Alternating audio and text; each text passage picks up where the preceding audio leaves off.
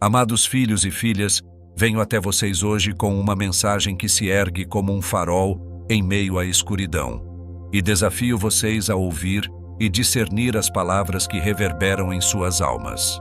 Esta mensagem não é apenas um chamado à atenção, mas também um convite à profunda reflexão sobre os tempos em que estamos vivendo. Tempos que são tanto de esperança quanto de desafio.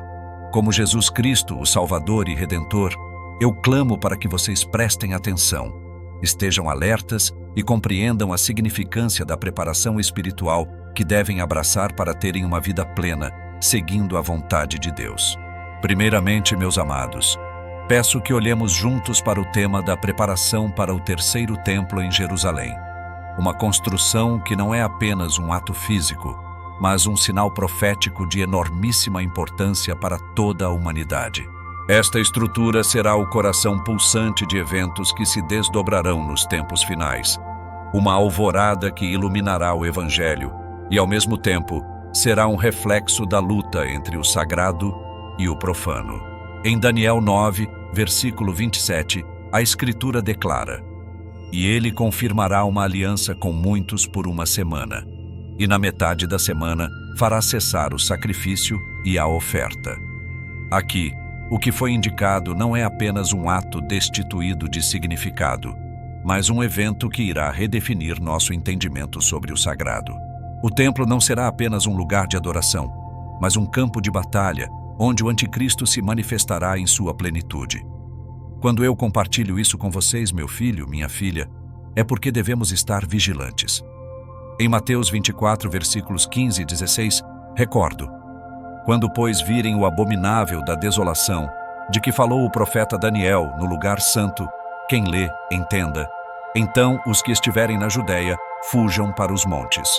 Essa passagem é um clamor que ecoa por entre as gerações.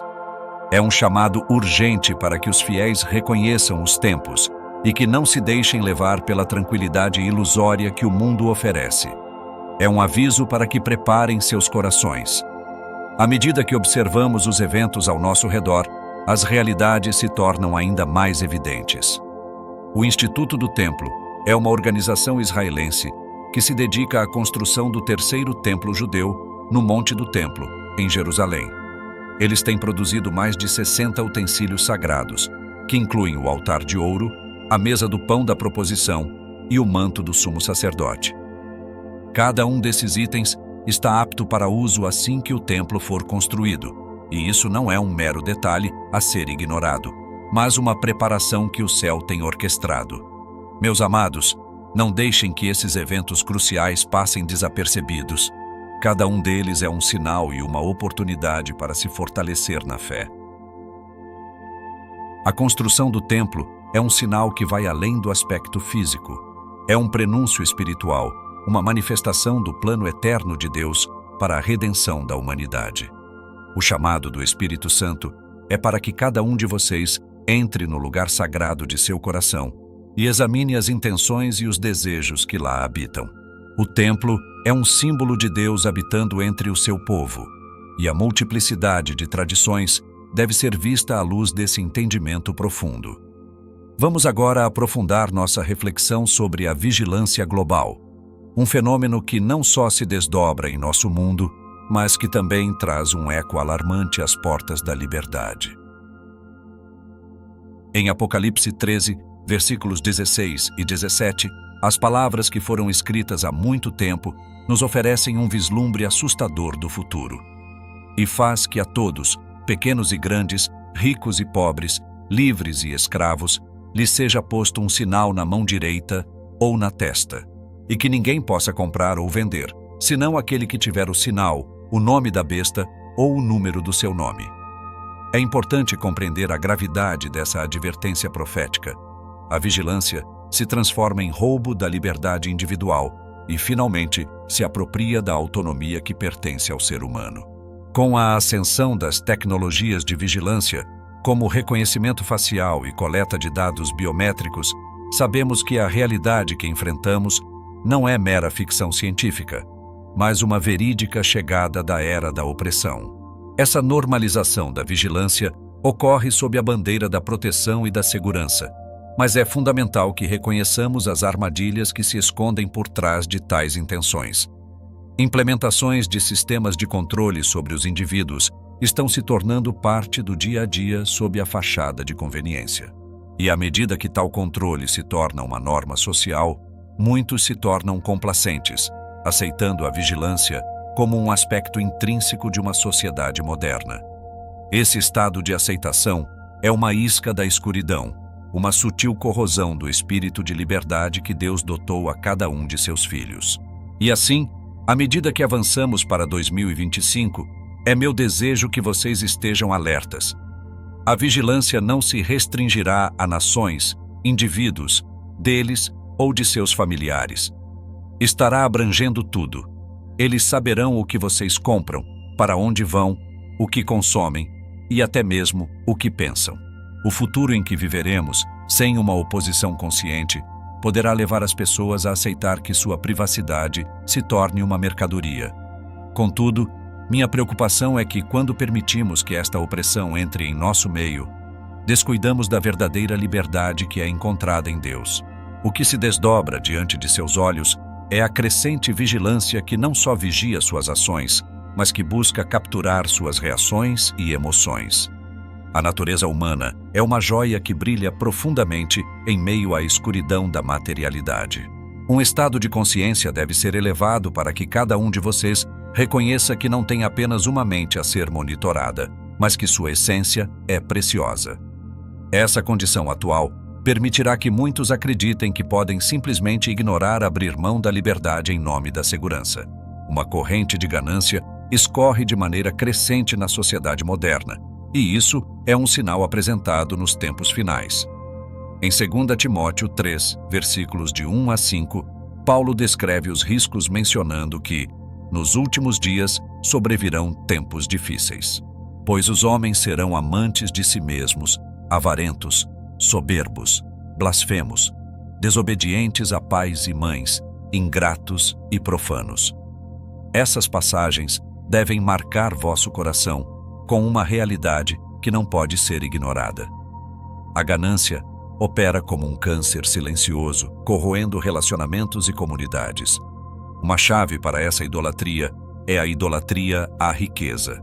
Nós vemos isso em todos os níveis, em pessoas individuais, empresas, governos e até nas comunidades que clamam por prosperidade.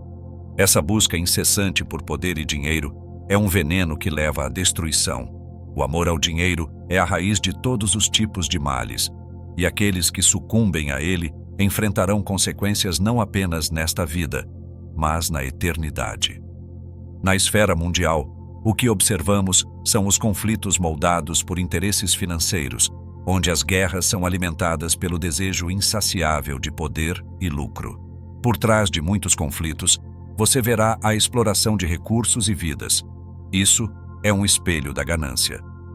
Grande parte do sofrimento humano é resultado da ânsia desmedida que supera a compaixão humana. Por exemplo, a indústria farmacêutica ilustra bem essa luta corrupta. Medicamentos que poderiam salvar vidas tornam-se mercadorias voltadas exclusivamente a obter lucro, e esse comércio sádico evidentemente não tem respeito pela vida humana. Eu os aconselho a abrirem os olhos. Esse mal não se limita a algumas indústrias, é um padrão que se institui no mundo. Não podemos apenas observar a cena e esperar que as coisas mudem. Nossos espíritos devem clamar por uma ação. Não se conformem com o mundo, mas sejam luz em meio à escuridão. A verdadeira generosidade dificilmente é um valor arcaico. É uma escolha que leva ao crescimento espiritual e à harmonia no relacionamento que Deus deseja que cultivemos. A ganância também infiltrou as casas de adoração. O que é alarmante é que muitos vãos líderes têm se deixado levar pela sedução da prosperidade e se deixaram conduzir por suas ambições egoístas. Eu clamo a você, cada um que ouve esta palavra, que avaliem suas comunidades de fé. Onde a busca por riqueza se tornou mais importante que a busca por Deus? Onde a priorização do ganho se sobrepõe à verdade do Evangelho? Recebam o que digo. Muitas tantas vidas estão sendo manipuladas em nome de uma promessa de prosperidade que muitas vezes se afasta do chamado genuíno que Deus deseja para a vida de todo cristão. Há líderes que prometem bênçãos em troca de ofertas generosas, explorando as esperanças de pessoas necessitadas, e isso é uma traição à função da verdadeira igreja, que não é um negócio, mas um corpo vivo que deve promover amor, compaixão e bondade. Portanto, quando eu digo que a ganância é uma característica dos tempos finais, é necessário que a igreja se reavalie e reoriente suas prioridades. Que seus líderes não se tornem prisioneiros de uma vida de luxo, enquanto aqueles que estão à sua volta sofrem. Não permitam que seus corações se endureçam a ponto de perderem a visão do que Deus chamou vocês a fazer. Levar amor, justiça e paz a este mundo quebrado. Finalmente, amados, fiquem preparados para o surgimento de uma religião mundial, a grande meretriz, que se levantará como um engodo sedutor. Em Apocalipse, vejo a advertência sobre este sistema que seduzirá as nações a se desviarem da verdade. Este movimento de unidade que se aproxima visa unir diferentes visões de fé, mas precisa ser analisado com discernimento, pois será uma falsa aliança. Iniciativas como a Casa da Família Abraâmica são um reflexo desta busca por unidade entre tradições que, embora bem intencionadas, podem se tornar uma armadilha mortal. Vocês não podem se deixar levar por essa confusão, uma vez que esse movimento busca uma união que nega o testemunho de Cristo. A verdade é clara: eu sou o caminho, a verdade e a vida. Não deve haver compromisso com aquilo que transcende o que eu ensinei. Esse fenômeno nos alerta sobre a crescente aceitação de um fideísmo, um ecumenismo que dilui verdades centrais da nossa fé. No entanto, meus filhos, um coração sincero não pode se embarrancar em um espírito de complacência. Deve estar afirmado na verdade e resistência. Façam um apelo em nome de Cristo para que a unidade que buscamos não seja apenas um abraço superficial, mas um ato consciente de permanecer firmes na palavra. Enquanto avanças por esses caminhos revelados a vocês, não se esqueçam de que a preparação é vital. Viver em santidade é um chamado diário. Permaneçam em oração, busquem a compaixão e pratiquem a caridade. Em cada ato de amor, em cada gesto de bondade, estão vocês refletindo a luz que eu trouxe ao mundo. Essa luz é o farol que pode guiar muitos a encontrarem o caminho de volta. Precisamos estar preparados para as provações e as adversidades que virão. Assim como um agricultor prepara a terra para a colheita, também devemos cultivar uma vida em oração, estudo das Escrituras e prática da justiça e da verdade. Essas são as ferramentas que nos manterão firmes em tempos de tempestade. Aconselhem uns aos outros, fortaleçam-se, pois a jornada já começou. Rezem em espírito e verdade e busquem a fermentação do Espírito Santo em suas vidas. Orem pela sua comunidade, intercedam pelos perdidos e clamem ao Senhor para que seu avivamento desça.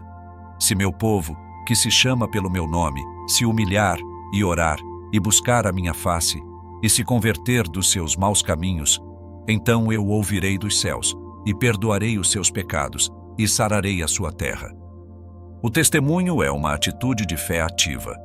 Ao saírem e proclamarem as boas novas, vocês não apenas respondem ao chamado de Cristo, mas também ajudam outros a reconhecer o amor que eu sou. Não é apenas uma questão de falar, mas de viver a mensagem. Em cada ação, em cada escolha, mostrem como é a vida no reino de Deus. Lembrem-se de que o tempo se aproxima e vocês têm o poder de fazer a diferença nesta era caótica. Meus amados filhos e filhas, levem esta mensagem em seus corações, refletindo sobre cada palavra. A esperança está enraizada em cada um de vocês, na sua habilidade de se manter firme na verdade, na sua disposição de amar e servir, e na sua fé em um Deus que prometeu estar com você até o fim dos tempos. O sofrimento não é em vão, é uma oportunidade de testemunhar e superar. Que suas vidas sejam a expressão da luz que eu trouxe ao mundo. Lembrem-se de que são chamados para ser um farol em meio à tempestade, e que cada um de vocês é a minha herança, um reflexo do amor do Pai que foi derramado sobre todos. Orem juntos, aguardem com paciência e mantenham-se firmes, pois em breve eu voltarei como prometido. As evidências estão se tornando mais claras e próximas, e eu clamo para que vocês estejam prontos, não apenas com suas vestes, mas com seus corações purificados. Em cada um de vocês existe uma centelha de esperança que pode acender a chama da verdade em muitos. E quando vocês vivem a verdade, multiplicam-se as luzes da cidade. Não subestimem as pequenas decisões, elas têm o poder de transformar vidas. Eu não chamei apenas para não se perder, eu chamei para ganhar. E isso é para todos. A mensagem que trago é uma mensagem de fé, de ação e de esperança. Deixem suas marcas no mundo, pois mesmo em meio à escuridão e ao fracasso, eu estou com vocês. O amor é a força mais poderosa do universo, e através de vocês pode se manifestar. Contem uns com os outros, compartilhem em amor e continuem se fortalecendo na adoração, na verdade e na luz de Cristo. E assim concluo, amados, com uma promessa eterna. Venham a mim, todos os que estão cansados e sobrecarregados, e eu vos aliviarei. Que a paz e a graça de Deus estejam com vocês agora e sempre. Amém.